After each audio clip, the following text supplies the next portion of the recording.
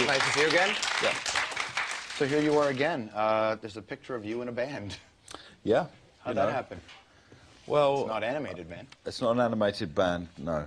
And that's not actually what the band's called. The band doesn't have a name, just because I'm difficult. And no, the album's called The Good, the Bad, and the Queen. But Well, the speculation just eventually was that that's what it's called, the one well, project. we couldn't. How can you be in tell a people, band when there's people like Paul Simon from the Clash, Tony Allen from Africa 70, who were part of Fela Kuti's kind of African revolution.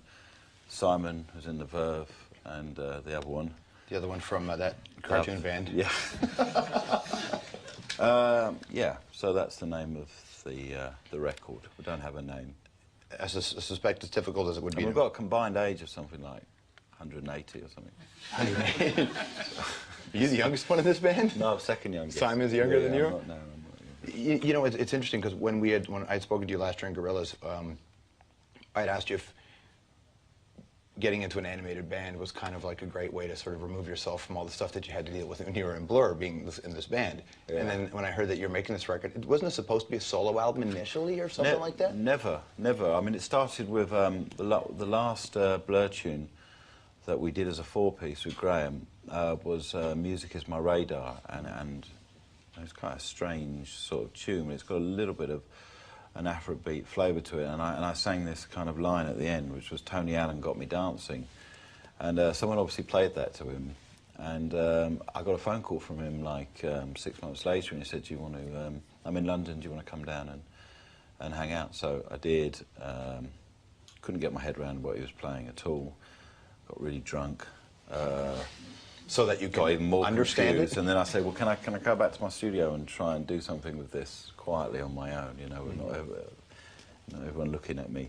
So I did that, and it turned out well, and then we kind of started jamming together, really, and that went on for a year or so. We made like about 15 tracks, but they were kind of just Tony and me, and then we thought, well, let's go to Lagos and record in the old Decca Studios, Aphrodisia, where all the Fela Kuti albums have been made. And Simon had been doing Gorillaz.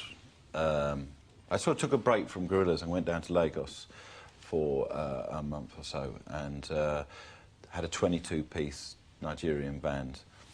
But I went with a mate of mine, Remy, and I just ended really... They were kind of sort of jamming around songs I'd written, but I ended up right at the back of the studio just getting really stoned with my mate, and my vocals got quieter and quieter and quieter until 2 weeks and it was just a whisper, And at the end of it, we'd recorded a whole album, but I wasn't really on it.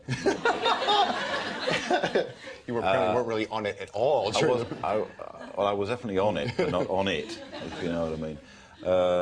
So I just got back to London, and it just sounded like, and I've come back to it now, and I think it'll work, but it needs Nigeria, and it needs that Yoruba kind of lyrical voice, it needs an African voice on it. It didn't work. So I scrapped the whole record, which Tony was really quite upset about, because he'd done some great work on it. I mean, it's not lost, but it just, I just couldn't handle it, basically. It just didn't sound right. And then we started again, and Danger Mouse kind of listened to it, and he kind of agreed with me that it could be done better. So we literally scrapped everything, and then I called Paul up. From the Clash? Yeah. Who turned out lived 2 streets away from me, but I didn't know that. Now, did you know him, or did you just... I'd met him 10 years ago when Chrissy Hind... I'd been playing some piano with Chrissy Hind, and then we got drunk. This is a recurring thing. Everything has some relation to alcohol.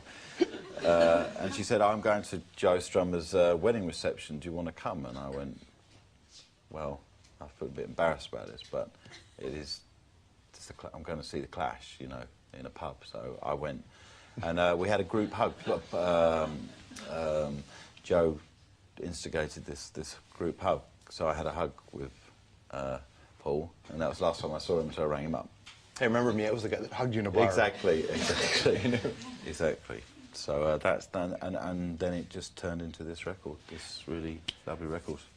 You know, the process of making records with Blur would be very different than making records with Gorillaz, and I wanted to know, when you actually, this third record here, this version of it, we're working with these kinds of people, did you have an idea, did you know what you were doing in this situation? But you're working with people here whose legacies are all very different. Yeah, but I don't think you worry about that. I mean, you know, I work with a lot of other musicians. I mean, especially with Gorillaz, people like Ike Turner and Dennis Hopper and De La Soul and Ibrahim Ferrer, and you know, it's a big list, and you just get used to just sort of treating people exactly the same, and just trying to sort of get the best out of them, and was it a vision channel what they're great at? Because you know, everyone really on their own, apart from a very few very blessed people, need to work with other people, you know, and I definitely do. So that's why I kind of seem to be all over the place.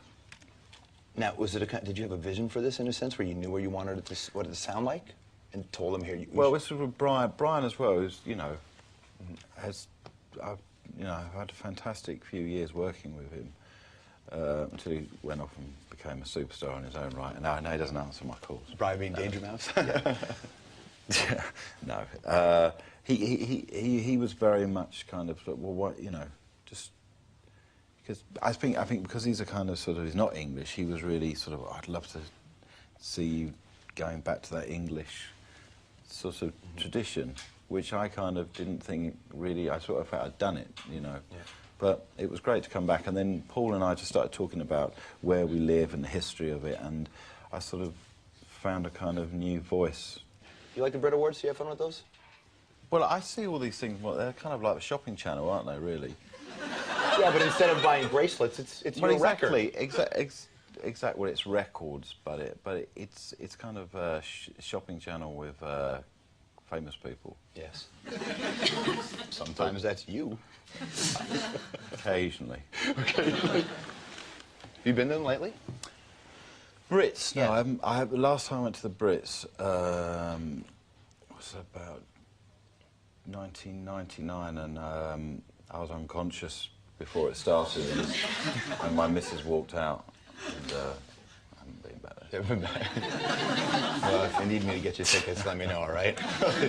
I went to the Grammys last year, and that was just unbelievable.